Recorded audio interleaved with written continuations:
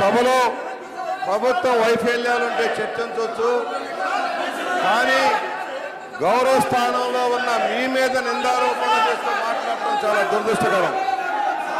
ఈ రోజు జరిగిన సంఘటన ప్రజాస్వామ్య చరిత్రలో చట్టసభల్లో చాలా దురదృష్టకరం. ఒక బాధ్యత కలిగిన ప్రతిపక్ష నాయకుడు తన బాధ్యతను విస్మరించి ఏ విధంగా సభను నడిపిస్తా ఉన్నారో ప్రజలు ఇవాళ గమనించవలసిన అవసరం ఉంది. వాళ్ళు ఇష్టారాజ్యంగా సభను చేతుల్లో తీసుకోవాలని స్పీకర్ గారిని నింద వేయటం చాలా దురదృష్టకరం. ఎందుకంటే అధ్యక్ష, మిమ్మల్ని ప్రాక్షించినట్టుంది ఈ రోజా గారిని కూడా కనీసం ఒక సంవత్సరం పాటు బహిష్కరిస్తే ఈ సభ బాగుపడుతుంది. ఇలాంటి పనికిరాని నాయకురాలు వచ్చినందువల్ల ఈ సభ గౌరవ భంగం కలుగుతా ఉంది.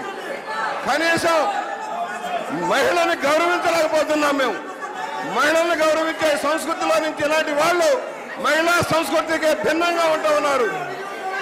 వాళ్ళు వాడే భాష పదజాలం చాలా దుర్మార్గం. అధ్యక్ష, మీ మీద వ్యక్తిగత ఆరోపణ చేయడం, ఎవరైతే నిష్పక్షపాతంగా సభ నిర్వహించడం మీ మీద నిందారోపణ చేయడం ఫ్యాక్షనిస్ట్ రాజకీయాలకు కేంద్ర బిందువుగా ఉన్న జగన్మోహన్ రెడ్డి గారికి తగింది, కానీ ఎవరికి తగదు అధ్యక్ష. అందుకనే ఉన్నాయి చరిత్ర చర్చిద్దాం, మేము సిద్ధంగా ఉన్నాం. వ్యక్తిగత ఆరోపణ చేస్తే మేము వ్యక్తిగత ఆరోపణ చేస్తాం. మీరు సఖ్యంగా మాట్లాడితే మేము సఖ్యంగా మాట్లాడతాం. సమస్యల మీద చర్చిద్దాం. ప్రభుత్వం తప్పులు చేస్తే మీరు ఎత్తి చూపండి, దాన్ని సరిచేయటానికి కానీ లోపాలు సవరించుకోవడానికి కానీ మేము సిద్ధంగా ఉన్నాం. అంతేగాని అవాస్తవాలతోటి మీరు ఇష్టారాజ్యంగా మాట్లాడదామని, ప్రభుత్వాన్ని అపఖ్యాతి పాలు చేద్దామని వ్యక్తిగత ఆరోపణ చేయడం కానీ, స్పీకర్ గారి మీదకి దండయాత్ర చేయడం కానీ క్షమించరాని నేరం. మీ పోడియం మీద కొట్టడం కానీ, మైకులు విరగొట్టడం కానీ, ఆఖరికి సెక్రటరీల యొక్క మైకులు కూడా పెట్టుకుని తనలో మాట్లాడటం కానీ మీరు చూస్తా ఉన్నారు. ఇది సాంప్రదాయాన్ని నేను అడుగుతా ఉన్నా. ఏమి నేర్చుకొని వచ్చారు మీరు?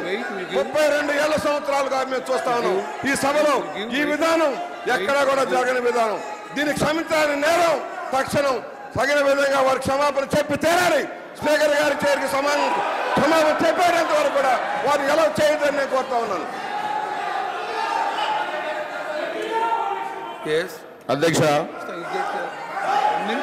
అధ్యక్ష కూర్చోండి, ఇస్తాను. ఉడికిందా లేదా అని ఒక మెతుకు పట్టుకుంటే తెలుసుది అధ్యక్ష.